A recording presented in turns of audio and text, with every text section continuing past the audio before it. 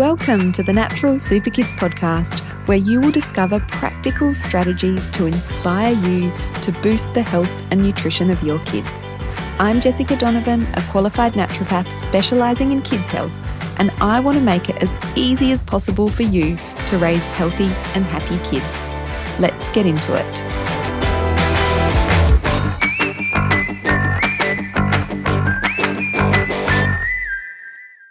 Hello. Welcome back to the Natural Super Kids podcast. Jessica Donovan here. So a few weeks ago, I was scrolling on my phone and an article caught my attention. So I was scrolling and this article popped up on Google, and the headline caught my attention for a number of reasons. So let me read the headline to you. Cases of bowel cancer are increasing in younger people, and if the rise continues, colorectal cancer is projected to become the leading cause of cancer-related deaths among young adults by 2030.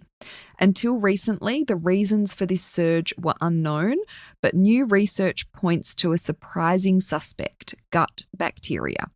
So for anyone who has been in the Natural Super Kids world for any length of time, you'll know that we talk a lot about gut bacteria, about the gut microbiome, and about imbalances in the gut microbiome that impact and influence our children's health in lots of different ways. Now, obviously, this article is talking about bowel cancer, but we often talk about the link of between the gut health and the gut bacteria and our kids' mood, their behavior, their fussy eating, their immunity, their eczema, their allergies, and those sorts of things. So anytime any article pops up about gut bacteria, particularly when it is talking about young people or children, it always piques my interest. So that is the first reason that this got my interest. And the second reason is more personal. We have a higher risk of bowel cancer, like genetically in our family, well, on my husband's side, I should say. So when I say we,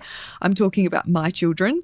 So my husband's dad and his uncle and his grandfather have all had bowel cancer, and they all caught it early, so that was all fine. So because of that, obviously, my husband and then his kids, my kids, have that genetic risk as well. So whenever there is anything that pops up about bowel cancer, I'm always interested to learn more. So I wanted to talk about this research and these articles because I started seeing more articles pointing back to this research that was sort of done fairly recently. So I want to talk about this on the podcast today because I think it really fits in with what we're about here at Natural Super Kids. And, I don't want this to be about fear, because anytime we're talking about cancer, obviously it's quite a heavy topic. We don't talk about it all that much really on the podcast here. I don't think we've definitely never done a dedicated episode talking about cancer, but it is a huge part of health risk. And so whatever we can do to reduce, prevent, and the habits that we can form in terms of family habits and healthy habits for our kids is always going to be a good thing, right? So let's talk a bit more about this research.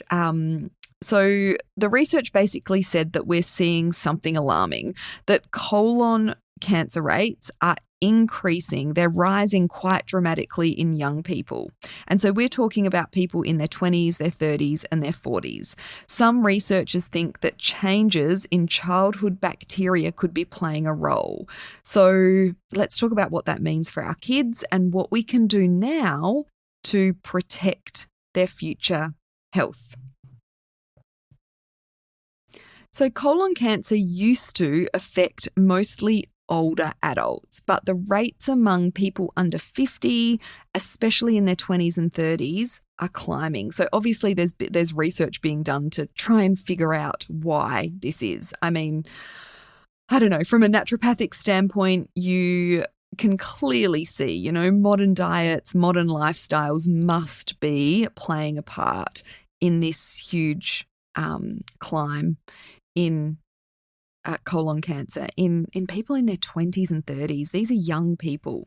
So the research sort of pointed out that exposure during childhood or adolescence to a toxin produced by certain strains of E. coli, whose growth is encouraged by highly processed diets, by the way, may lay the groundwork for aggressive bowel cancers decades later. So I want to really sort of simplify this research. And to be completely transparent, I've read quite a few articles about this. I've had a skim of the actual research, but I haven't read the research word for word. I will link the research in the show notes if you're interested to have a look at that. It's pretty scientific. It's pretty sort of heavy. It's not a light read, but there's also a couple of articles that kind of summarize the research that I'll link in the show notes as well. So the specifics were were about this toxin produced by certain strains of E. coli. But, a theory that's sort of come from this research is that gut dysbiosis or imbalance in the gut microbiome in early life creates this sort of environment where different bacteria like E. coli can sort of thrive, and that potentially will be, that higher risk of bowel cancer. And gut dysbiosis also creates inflammation and DNA changes that can increase bowel cancer risk decades later. So, yes, I know some parents will want to know, the specifics. And like I said, I'll link some articles in the show notes. But I think if we zoom out and think about what creates that dysbiosis in the first place, that imbalance in the first place. And we know that there are so many early life factors that contribute to dysbiosis, things like more babies being born via C-section. And I've talked about this before, and I don't want this to be a guilt trip or for any mums out there listening thinking, oh, my child is doomed. I had a C-section. No. It just means that it's a contributor to gut dysbiosis. We know that babies that are born via C-section and babies that are bottle-fed rather than breastfed do have higher risks of gut dysbiosis. There are things we can do to negate those risks, and that's what we're all about here at Natural Super Kids, meeting you where you're at and, negating some of those risk factors when it comes to your child's health. But also things like antibiotics, particularly early life antibiotics, ultra-processed foods, aka our modern diet, which are creating this situation where there's a lack of fiber in the diet, and there's also an increase of gut-damaging ingredients in the diet as well, things like sugars and food additives and things like that. These are all things that can alter gut microbiome development and lead to gut dysbiosis or imbalance within the gut microbiome. Now, I want to recognize that parents are doing the best they can with the information they have. We live in a world where it is hard to dodge the hurdles that are modern diet and lifestyle factors. So I just want to recognize that, but I also just want to explain that gut health is foundational for our children's overall well-being, not just for their digestive comfort. A lot of people will think about gut health when it comes to constipation or, if their child gets tummy aches. But gut health is foundational for the immune system, for mental health, and also, as this article is talking about, for cancer prevention. So it's another reason that we need to focus on and prioritize gut health. And within childhood, there's this window of opportunity for gut microbiome development. So the earlier we can get onto healthy diet and lifestyle habits that will support a healthy microbiome, a diverse microbiome, the better. But I also want to say that it's never too late to start to focus on on gut health and the gut microbiome. And with the families that we work with, we see lots of kids' health turn around, whether it's their mental health, their immune system, their tummy troubles, from working on their gut health as the foundation. Now, focusing on gut health is important for all kids, all people. In naturopathic philosophy, we talk about gut health being the root of the health of all the organs and systems of the entire body. Like, it really is foundational. And gut health is important for everyone, but there are some certain signs and symptoms that might be helpful to know for parents to tell us that your child's gut may be out of balance. The really obvious ones are the tummy troubles, the constipation, the bloating, the reflux, the having to run to the toilet after, everything they eat, or certain foods that they're eating, food intolerances. These are signs that the gut could do with some attention, and that there is some imbalance, dysbiosis going on in the gut.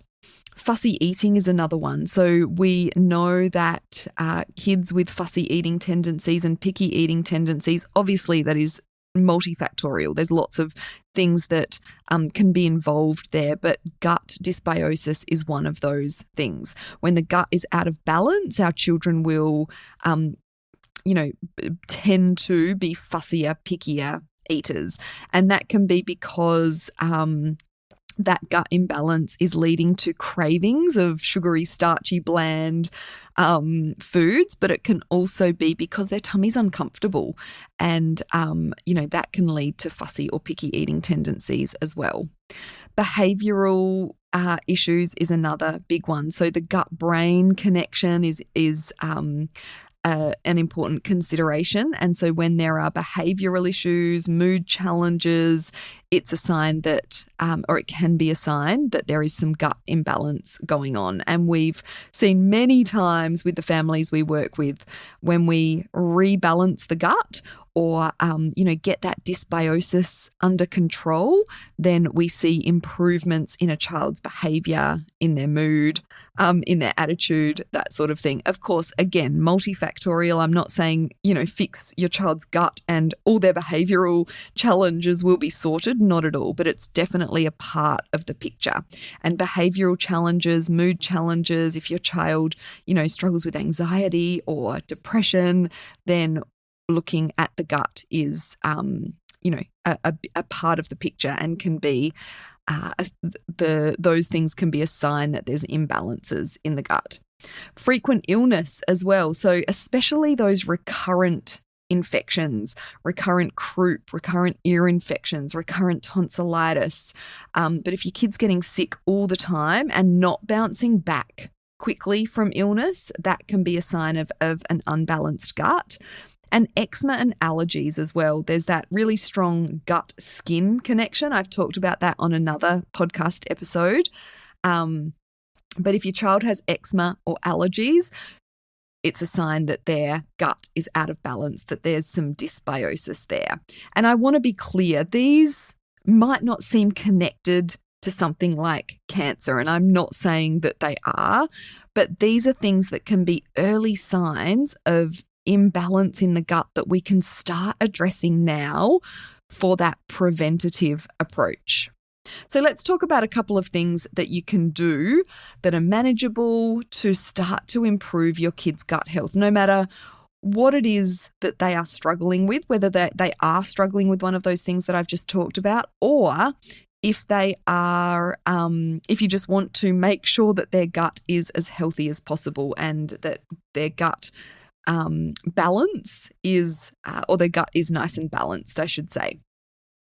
So one of the best things you can do for good gut health is more variety in your child's diet, more diversity in your child's diet and your family's diet, particularly in plant foods. So there's research to show that if we get more than 40 or more different plant foods into our family's diets every single week, that is an amazing thing for their gut.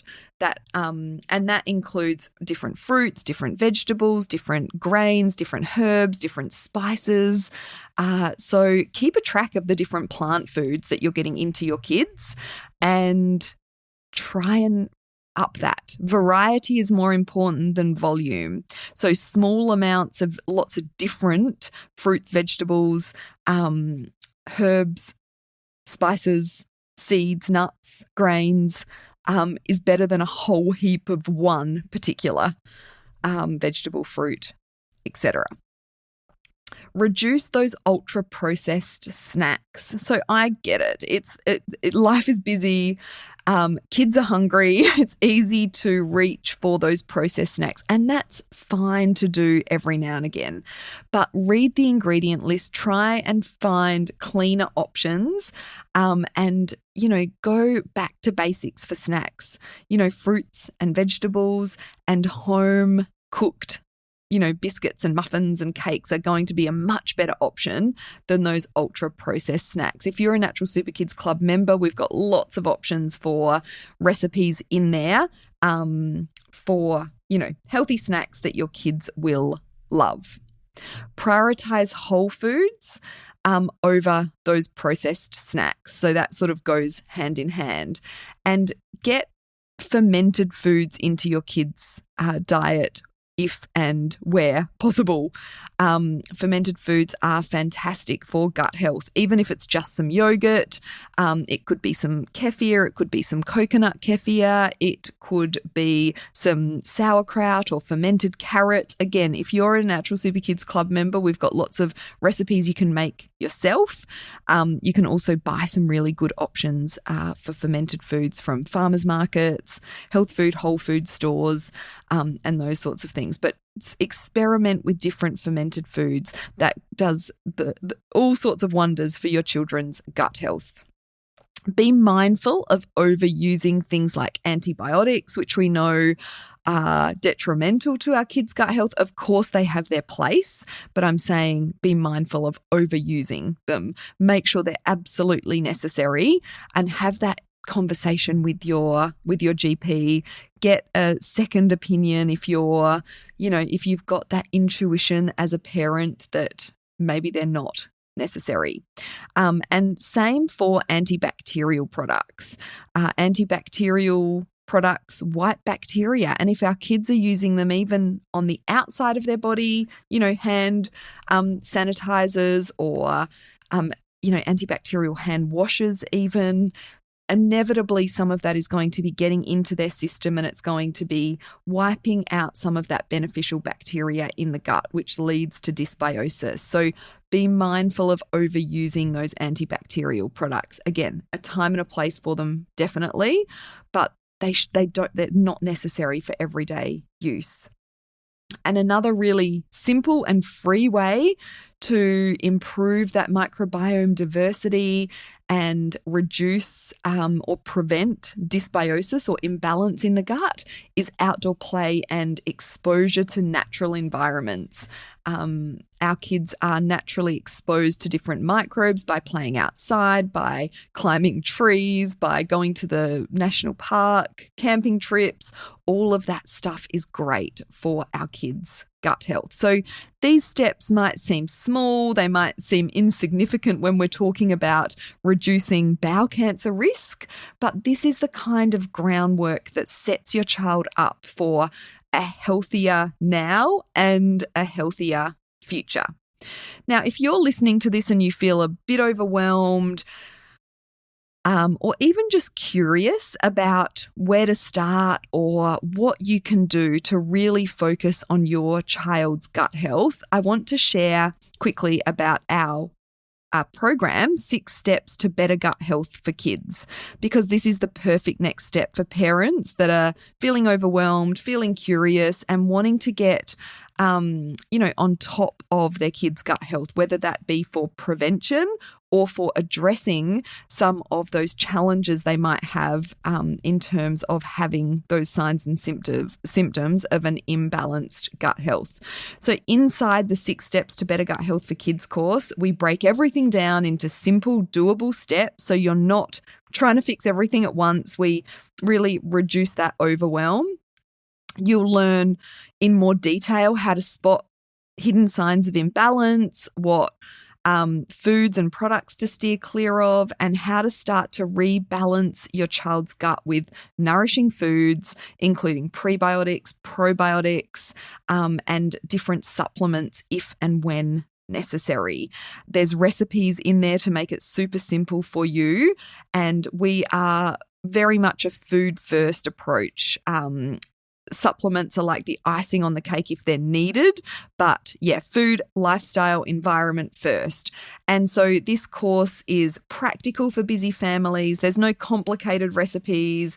There isn't piles of supplements that we're recommending for your kids. It's foundational, and we think it's a fantastic resource for making sure that your child's gut health is as good as possible to prevent any gut issues in the future.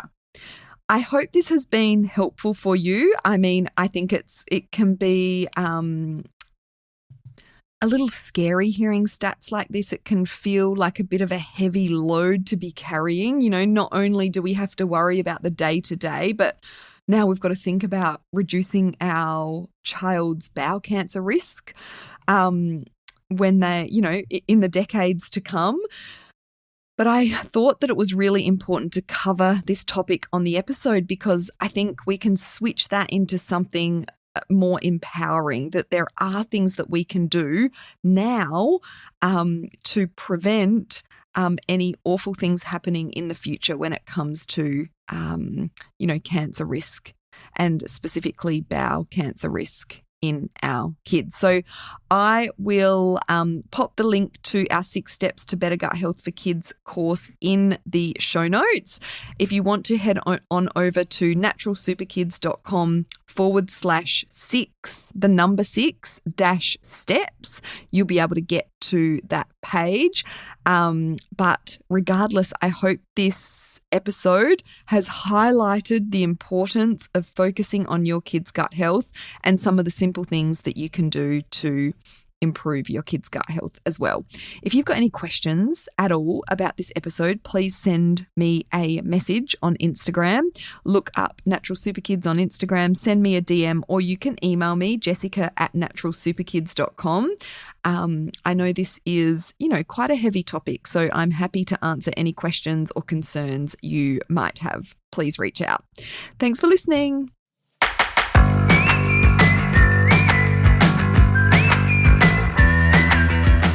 Thank you so much for joining me on the podcast today.